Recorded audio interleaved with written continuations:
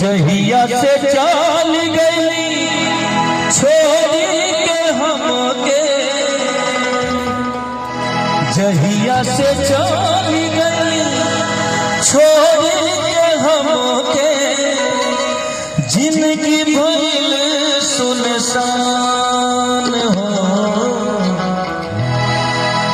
जाए चंदा ले आवा खबरिया, जाए चंदा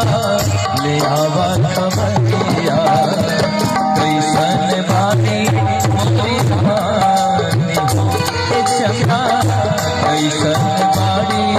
मोरी रानी हो। जहिया से चल गई छोड़ के हमके, जहिया से चल गई छोड़ के हमके, जिनकी भइल सुनसान हो जाए चंदा ले आवा खबरिया, जाए चंदा ले आवा खबरिया, कैसन बानी मोरी रानी हो चंदा, कैसन बानी मोरी रानी हो।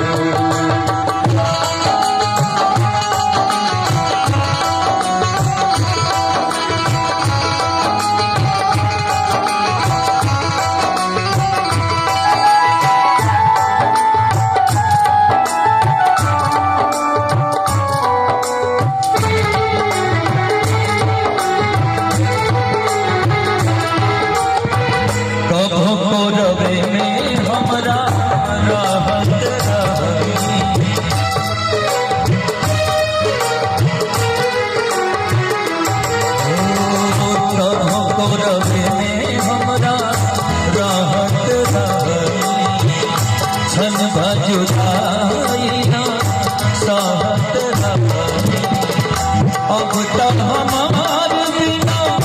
देखले सुजतिया, अब तक हमार बिना देखले सुजतिया, होई जाता कैसे बिहान हो जाए चंदा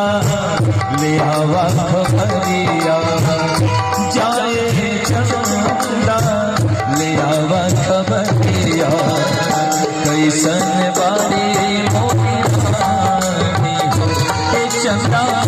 कैसन बानी मोरी रानी हो।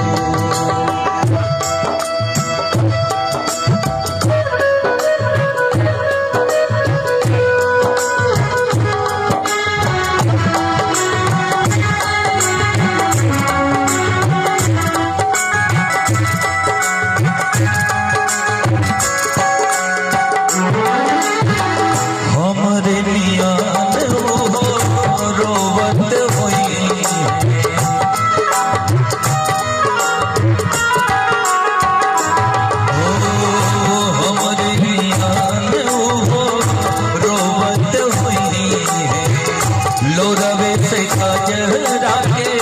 धोवत हुई है, मनवा न लागत होई पिया के अंगनवा, मनवा न लागत होई पिया के अंगनवा, होई है बहुत परेशान जाए चंदा ले आवा खबरिया, जाए चंदा ले आवा खबरिया, कैसन बानी मोरी रानी हो चंदा, कैसन बानी मोरी रानी हो।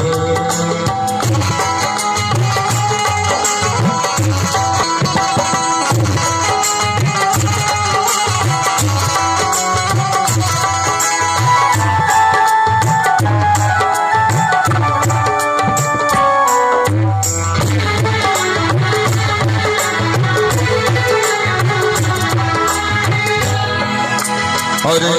इस मंच पे क्योंकि बोलना पड़ रहा है हम लोगों के बीच में आदरणीय आशुतोष सिन्हा MLC सपा शिक्षा के समर्पित व्यक्ति हमारे आशुतोष सिन्हा जी, मैं प्रणाम करता हूँ और स्वागत भी करता हूँ। हो जैसे चकोर बिना तो हो खेला,